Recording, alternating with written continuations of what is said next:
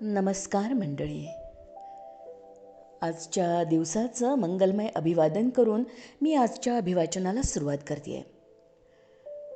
आपल्या या विविध रसपूर्ण साहित्य श्रवणातील श्राव्य होत्रात आजची समिधा आहे सुभाष भेंडे यांच्या त्यांच्या युरोप प्रवासावर आधारित लेखशृंखेतील एक लेख. हा लेख 1979 लिहिलेला आहे.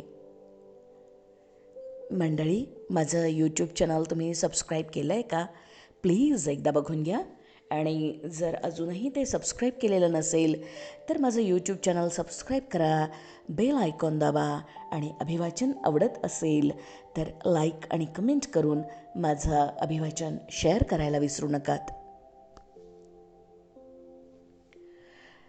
तर मंडळी, सुरू करूयात आजचा लेख.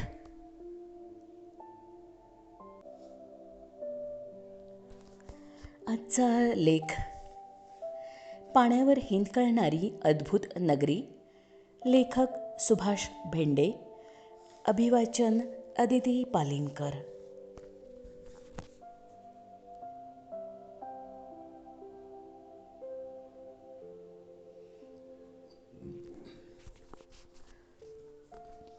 ऑस्ट्रियाची सरहद्द ओलांडून इटलीत शिरलो तेव्हा आठवलं, इटलीशी परिचय नसला तरी इटालियन बिलंदरपणाशी आपला चांगला परिचय आहे. लंडनमधल्या ऑस्ट्रियन वकालतीत जाऊन आम्ही विजा घेतला आणि व्हिक्टोरिया स्टेशनच्या दिशेनं जाऊ लागलो. तोच एक ॲटबाज फियाट कचकन ब्रेक लावून आमच्या पुढं थांबली. मी आणि वर्टी चमकलोच. टोकदार मिशांचा, रुंद कपाळाचा एक गुबगुबीत माणूस कार चालवत होता. पोशाखावरून लष्करी अधिकारी दिसत होता. Do you want suede overcoat? Made in Italy? Very fine, very superior. त्यानं नीट पॅक केलेला एक ओव्हरकोट भराभरा सोडला आणि आमच्या पुढं उलगडून दाखवला. आम्ही तो उलटसुलट करून पाहिला.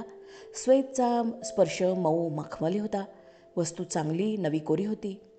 तुम्ही का विकताय? माझा सावध प्रश्न. खरं म्हणता ओव्हरकोट विकणं हा माझा व्यवसाय नाही. मी मिलिटरी ऑफिसर आहे. इटलीहून इंग्लंडला सहज भटकत आलो. पैशाचं पाकीट कुठेतरी हरवलं. हा ओव्हरकोट घेताना नवीनच खरेदी केलेला होता, पण जरुरी नाही पडली. आता पुन्हा इटलीला चाललो आहे. पोचेपर्यंत पैसे खिशात हवेत नाही का? तिथं गेल्यावर दुसरा ओव्हरकोट घेईन. वरती ओव्हरकोटच्या मोहात पडले. किती किंमत? मी 25 पाऊंडांना घेतला होता. तेवढे मिळाले तरी 20 पाऊंड देईन, वरटी म्हणाले. 20 पाऊंड? तो म्हणाला आणि विचारात पडला. मग म्हणाला, okay, I am in hurry. वर्टींनी ओव्हरकोट घालून पाहिला. 20 पाऊंड दिले. ज्या वेगानं तो आला त्याच वेगानं भरदिशी निघून गेला. आम्ही इल्फर्डला आलो. ओव्हरकोटचं पॅकेट बाहेर ठेवलं. आत किचनमध्ये गेलो. वर्टिंगची मुलगी नीला विचारू लागली, आज कुठं गेला होता? व्हिक्टोरियाला, ऑस्ट्रियन ॲम्बसीमध्ये. मग एक इटालियन मिलिटरी ऑफिसर भेटला की नाही? भरदेशी कारमधनं येतो, टुरिस्टना बरोबर हेरतो, महागडी वस्तू त्यांच्या गळ्यात घालतो. हो, भेटला होता, वर्टी क्षीण आवाजात म्हणाले. त्यानं एक ओव्हरकोट माझ्या गळ्यात घातला करा. नीलानं ओव्हरकोट पाहिला. याची किंमत 7-8 पाऊंड असेल. बाबा, तुम्ही किती दिले? वरटी ओव्हरकोट काकुटीला मारून वरच्या मजल्यावरच्या खोलीकडं कधीच पसार झाले होते. इटलीच्या सरहद्दीवर पोचल्यावर आमचा एस्कॉर्ट जिनो बजावत होता. इटली तसेपर्यंत खिसे सांभाळा. तुम्ही रस्त्यावरून चालताना स्कूटरवरून खिसे कापू येतात आणि अलगद पाकीट मारतात. पाकीट बॅगेत ठेवा. जरुरी पुरते पैसे बरोबर घ्या. इटालियन लोकांना शिस्त नाही. लाल सिग्नल असला तरी पादचारी रस्ता ओलांडतात. इथले मोटर चालवणारे लोक ट्रॅफिक रूल्सची पर्वा करत नाहीत. आपणच जीव मुठीत धरून फिरावं लागतं. आपण चुकून पुन्हा आपल्या देशात तर आलो नाही ना, अशी शंका आली. गंमत म्हणजे इटलीबद्दल धोक्याचे इशारे देणारा जिनो स्वतः इटालियन होता. व्हेनिसच्या दिशेनं आम्ही आगेकूच करत होतो. वाटेत एका गावात चहा घेण्यासाठी थांबलो. हॉटेलात चहा नव्हता. दूध न घातलेली कापुचिनो नावाची कडक कॉफी. हे इटालियन लोकांचं आवडतं पेय. भातुकलीत शोभेल अशा छोट्या कपात मोजून 2 घोट भरेल इतकी कॉफी 300 लिरांना. हे लिरा नामक नाणं फार त्रासदायक. 1 लिरा म्हणजे आपला 1 पैसा. 100 लिरा म्हणजे 1 रुपया. 1250 लिरा, 2300 लिरा असा हिशोब ध्यानात यायला कठीण जातं. इटलीत नाण्यांची टंचाई दिसली. ऑटोमॅटिक टेलिफोनमध्ये वापरण्यासाठी हलकी फुलकी टेलिफोन कॉईन्स मिळतात. ही नाणी लिराच्या बरोबरीनं प्रचारात असतात. कापुचिनो घेतल्यावर काउंटरवरल्या मुलीनं मोड देताना बरीच टेलिफोन नाणी हातावर ठेवली. मी इटलीत फोन करणार कुणाला, मी कुरकुरलो. एवढ्या टेलिफोन कॉईन्स घेऊन करू काय मी? नॉन कॉपेस्को इंग्लिश असं म्हणून ती खोडसाळपणं हसली. माझी तक्रार तिच्या लक्षात आली होती, पण इंग्रजी कळत नसल्याची सबब पुढं करून ती वेळ तिनं मारून नेली होती हे तिच्या खोडसाळ हास्यातून स्पष्ट दिसत होतं. बसमध्ये बसून मी इटलीचा नकाशा उलगडून पाहिला. उंच टाचा असलेल्या लांबलचक बुटाच्या आकाराचा हा देश आहे. बुटाचं पुढचं निमुळतं टोक सिसिली बेटाला जणू हलकीशी ठोकर मारत आहे. जिनो सांगत होता, सोफिया लॉरेन, जिना लोलो ब्रिजिडा हा इटालियन, गॅलिलिओ मार्कोनी इटलीचे सुपुत्र, मार्को पोलो कोलंबस आमचा, स्कूटर प्रथम कोणी शोधून काढली, आम्ही, रोमन हॉलिडे पाहिला ना तुम्ही? इतकंच काय, तुम्ही लोक जीन्स घालता आजकाल, ती देखील इटलीचीच देणगी. बाहेर लख्ख ऊन पडलं होतं. वर निळ्या भोर आभाळाचा चकचकीत घुमट दिसत होता. इतकं लख्ख ऊन आणि इतकं निळभोर आकाश युरोपमध्ये आणखी कुठं सहसा पाहायला मिळत नाही.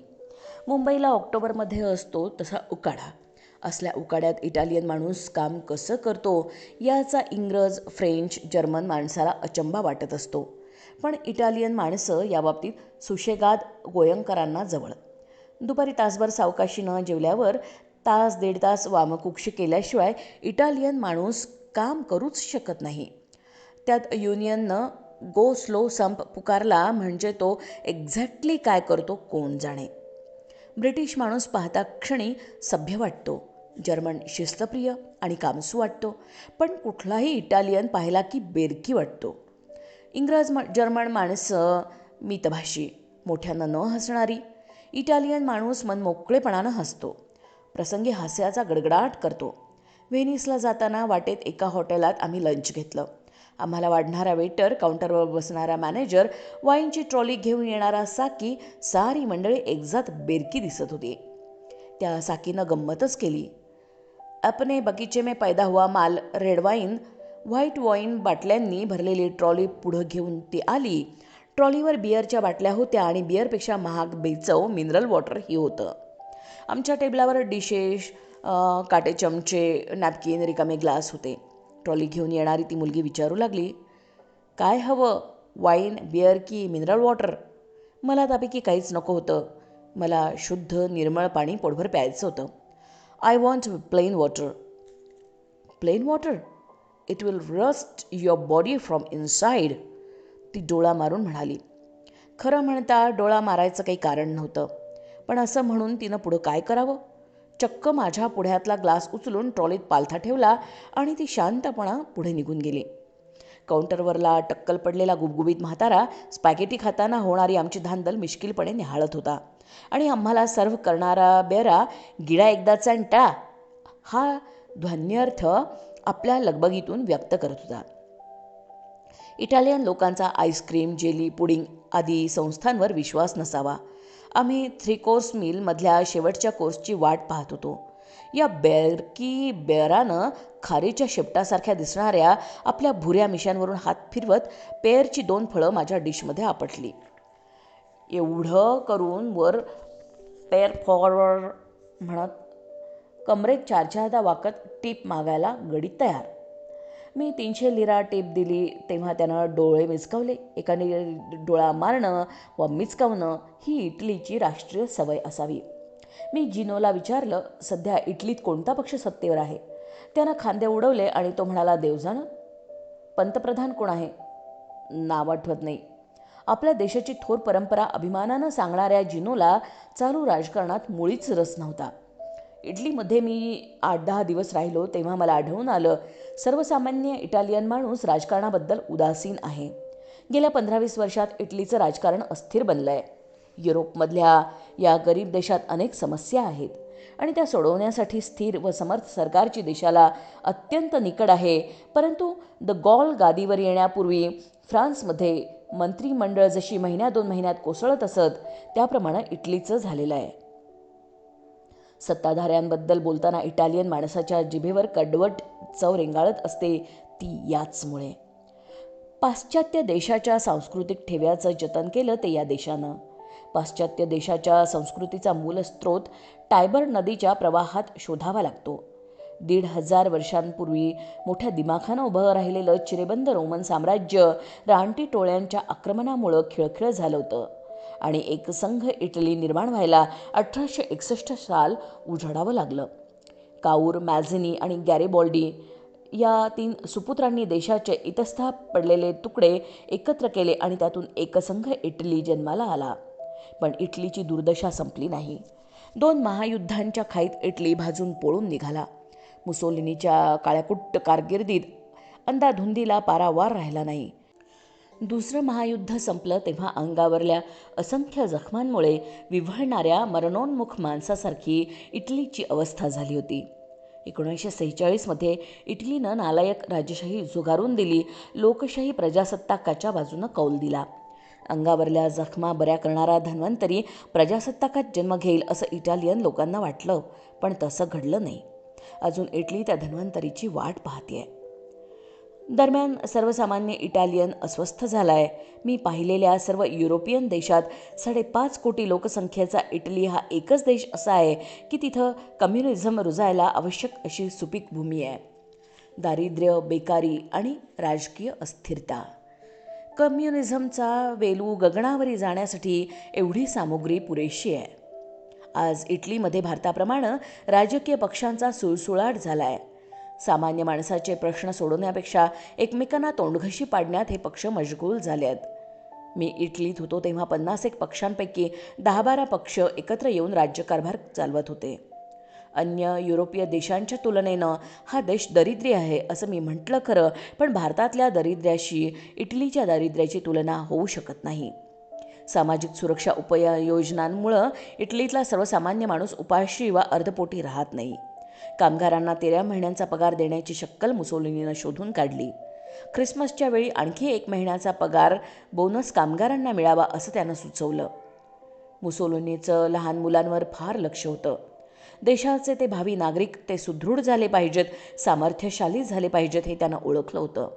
इटलीतल्या शाळा कॉलेजातल्या मुलांना सुट्टीत महिनाभर सरकारी खर्चानं समुद्र किनाऱ्यापाशी वा हिल स्टेशनवर आरामात राहता येतं. अशा जागी सरकारनं हॉलिडे होम्स बांधली आहेत.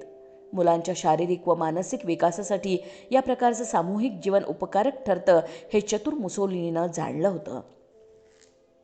इटलीमधलं कौटुंबिक जीवन विस्कळीत झालेलं नाही आहे. याबाबतीत इटलीचं भारताशी साम्य आहे. आजोबा, मुलगा, नातू अशा 3 पिढ्या सुखासमाधानानं एकत्र नांदताना दिसतात. इटलीमध्ये निवृत्तीवेतन शेवटच्या पगारा इतकं क्वचित 80% मिळतं.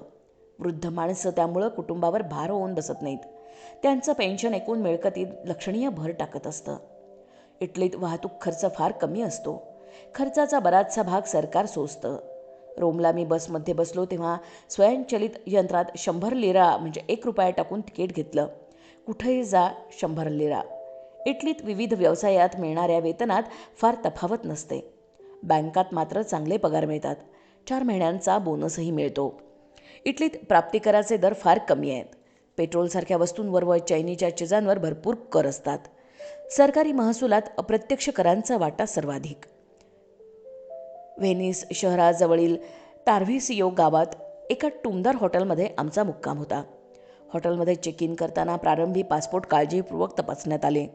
मग खोल्यांच्या किल्ल्या मिळाल्या. हॉटेलमध्ये सर्वांना जागा नव्हती. शेवटी एका खोलीत 3घांनी राहायचं ठरवलं. मी वरटी व एक ऑस्ट्रेलियन. खोली सुरेख होती. टेलिव्हिजन, टेलिफोन, अंतर्भागात एका कोपऱ्यात नॉयलॉनच्या पडद्याच्या आडोशानं तयार केलेलं एक छोटं बाथरूम, जेमतेम एका माणसाला उभं राहून शॉवर घेता येईल एवढं. रूममध्ये एक छोटं कपाट होतं. त्यात व्हिस्की, जीन, रम, बियर सर्व काही होतं. किमतीचा चार्ट कपाटाच्या दारावर आतल्या बाजूला चिटकवलेला. खाली एक महत्त्वाची सूचना, हवं तेवढं ड्रिंक घ्या. हॉटेल सोडताना प्यायलेल्या ड्रिंकाचं बिल भरा. तुम्ही दिलं नाही तर तुमच्या खोलीची व्यवस्था पाहणाऱ्या मेडच्या पगारातून तेवढे पैसे कापून घेतले जातील. इटालियन माणूस बिलंदर खरा. धमक्या बिमक्या देण्यापेक्षा माणसाच्या सदसद विवेक बुद्धीला आवाहन करणं त्याला अधिक प्रशस्त वाटलं. कपाटातलं महागडं मद्य घेण्याची आमची तयारी नव्हती. डोव्हर ऑस्टेंड बोटीत 2.5 पाऊंडांना मी जॉनी वॉकर घेतली होती आणि वर्टींनी बीफ इटर जिन. आमच्या खोलीतला तिसरा ऑस्ट्रेलियन पाहुणा रेंट हा सिडनेचा. तिथं त्याची स्वतःची टॅक्सी होती. 50-55 वयाचा, लालबुंद चेहऱ्याचा, न्यायाधीशाच्या डोक्यावर विग असतो तशा प्रकारचे केस त्याच्या मस्तकावर होते. त्याची एकुलती एक मुलगी लंडनला डॉक्टर होती. एकटे चालत युरोप टूरवर? माझ्या या प्रश्नाला त्यानं आय एम अ डिवोर्सी असं उत्तर दिलं. रेंट दिलखुलास गप्पा मारत होता. क्रिकेटबद्दल त्याला मनस्वी प्रेम. सिडनीला होणारी एकही टेस्ट मॅच त्यानं चुकवली नाही. मॅचच्या 5 दिवसात तो पहाटे टॅक्सी चालवायचा, मग सबंध दिवस मॅच पाहायला मोकळा. गवास्कर, गुप्ते, चंद्रा ही नावं त्यानं बऱ्यापैकी उच्चारली.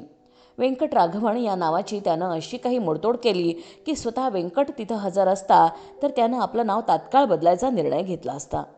मी आणि रेंटनं व्हिस्की घेतली. वर्टी बीफ इटर जिन पित होते.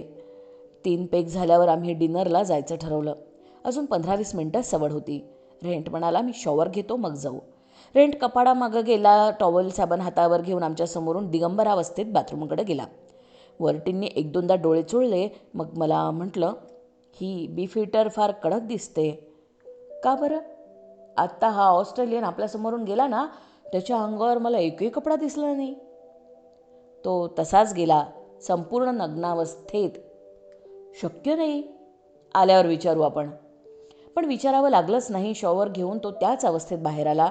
इतकंच नव्हे तर आमच्या समोरच्या खुर्चीवर बसला आणि भारत ऑस्ट्रेलिया या 2 देशांदरम्यान किती जवळचे संबंध आहेत यावर त्यानं 10 मिनिटं आमचं बौद्धिक घेतलं. वर्टी अस्वस्थ होते. मला त्यात नवीन काही वाटलं नाही. इल्फर्डला असताना अरोराबरोबर मी फोर्ड मोटर कंपनीच्या क्लबमध्ये अनेकदा गेलो होतो. हॉकी, फुटबॉल झाल्यावर सर्व खेळाडू दिगंबरावस्थेत सामूहिक शॉवर घेतात हे पाहिलं होतं. क्लबमध्ये स्त्रियांसाठी वेगळी व्यवस्था होती. त्याही तसंच करतात असं ऐकलं होतं. समलिंगी मनुष्य प्राण्यात एवढा मोकळेपणा असायला काय हरकत आहे? मात्र भारतीय मनाला ते सहजपणे मानवेल अशी आज परिस्थिती नाही, हेही खरं.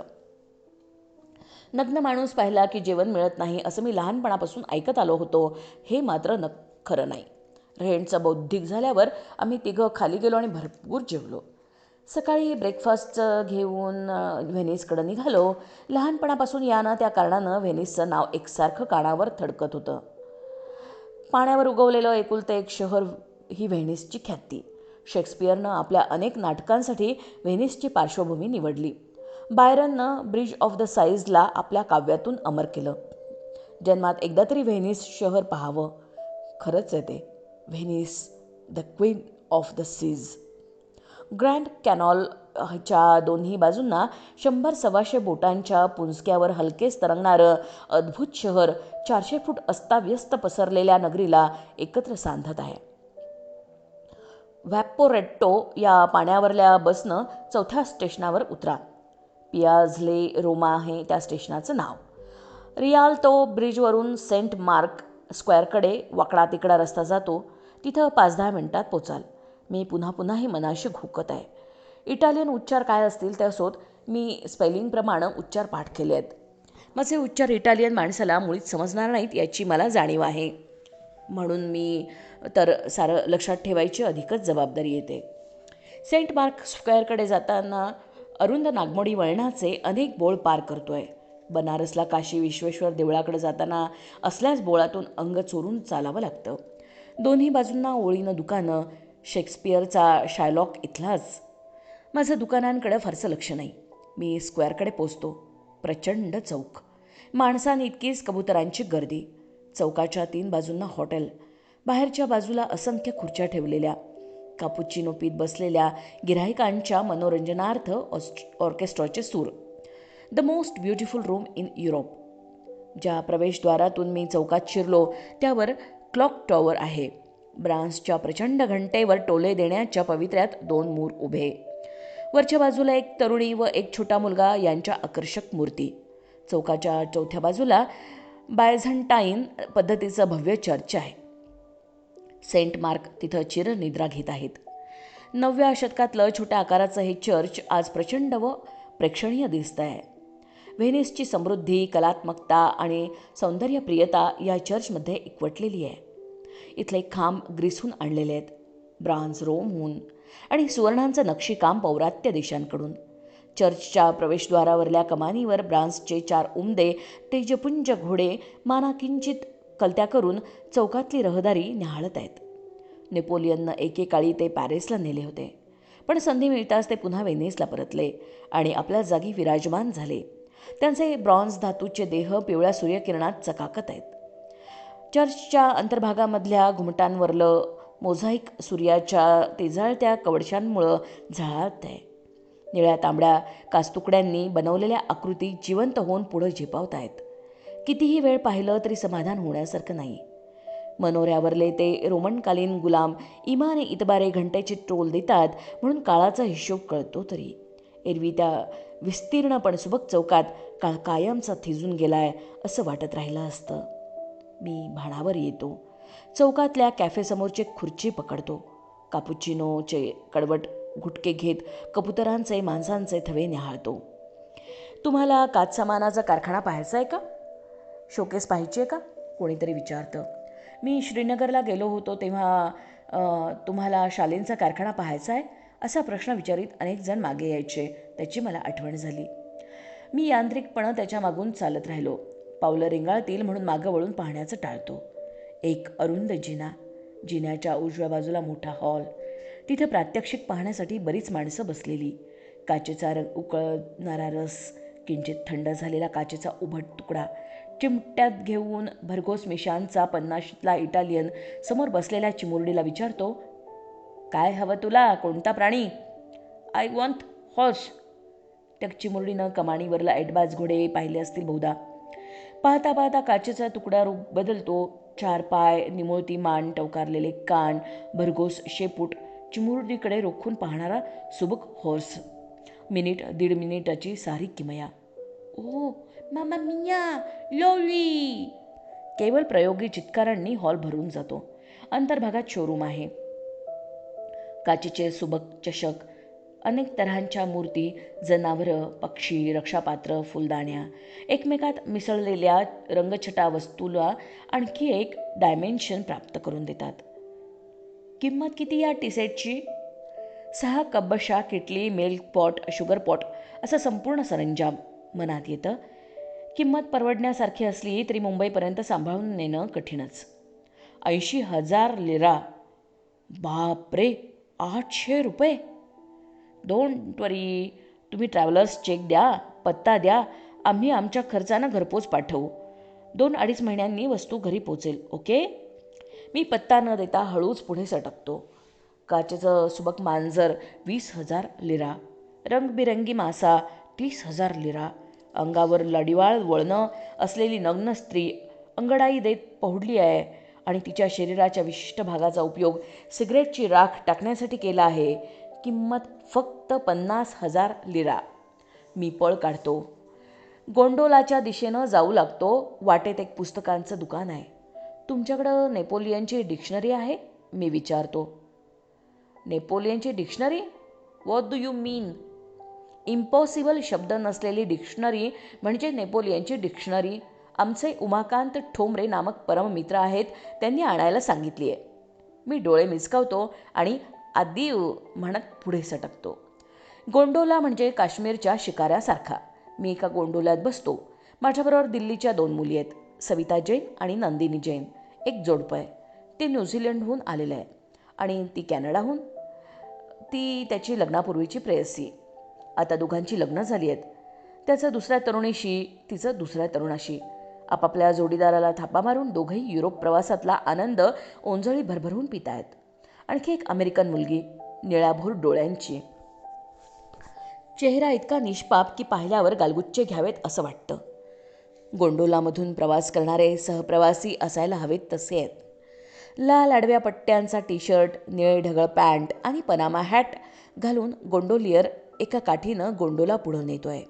आमच्या जवळून आणखी 5 गोंडोला बदकाप्रमाणे पुढं सरकत आहेत. मधोमध एक गोंडोलात सूट टाय घातलेला 50शीतला गायक इटालियन प्रेमगीत म्हणतोय. त्याच्याजवळ उभा असलेला त्याच्याच वयाचा इटालियन ॲकॉर्डियन वाजवत आहे. पाहता पाहत्या मावळत्या सूर्यकिरणांवरून डुचमळत आमचा गोंडोला बोळात शिरतो. पुण्याच्या बोळांना लाजवतील अशा नागमोडी बोळकंड्या, दोन्ही बाजूंना घरं. पाण्यावरल्या भिंतीवर शेवाळं साचलेलं, जेहलमची आठवण करून देणारं घाणेरडं पाणी. Venice is a sinking city. Gondolier आम्ही न विचारता आम्हाला माहिती पुरवतो. Sinking city? मी दचकतो. डोंट वरी, तो मिश्किलपणा हसतो. आमचं गाव 11व्या शतकापासून आजपर्यंत 1 मीटर खाली गेलं आहे. हां, मग हरकत नाही. मी सुटकेचा निश्वास सोडतो. अकॉर्डियनच्या हृदयद्रावक सुरात आपलं हृदय पिळवटत गीत गुंफून तो सुटातला गायक गातच आहे. गोंडोला हिंदकळतो तेव्हा त्याचा आवाज अधिक कापरा होतो. आम्ही किनाऱ्यावर पोहोचतो. दूर राजवाड्यातले दिवे झगमगू लागतात. व्हेनिस शहर हळूहळू रात्रीचा महोत्सव साजरा करण्यासाठी तयार होऊ लागतं. आपल्या नवऱ्याला चुकवून आलेली ती आणि आपल्या बायकोला चुकवून आलेला तो एकमेकांच्या मिठीत देहभान विसरून गेली आहेत. आम्ही चौघं खाली उतरतो. ती दोघं आपापल्यासारखी एकमेकांची चुंबन घेत आहेत. दोघांचे डोळे मिटलेले आहेत. गोंडोलियर आमच्याकडे पाहत डोळे मिचकवतो आणि गोंडोला वल्लवीत त्या दोघांना घेऊन दूर दूर निघून जातो.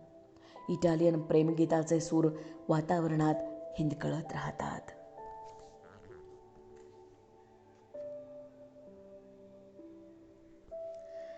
उद्या पुन्हा भेटूया एका सुंदर कथेसह. धन्यवाद. बाय.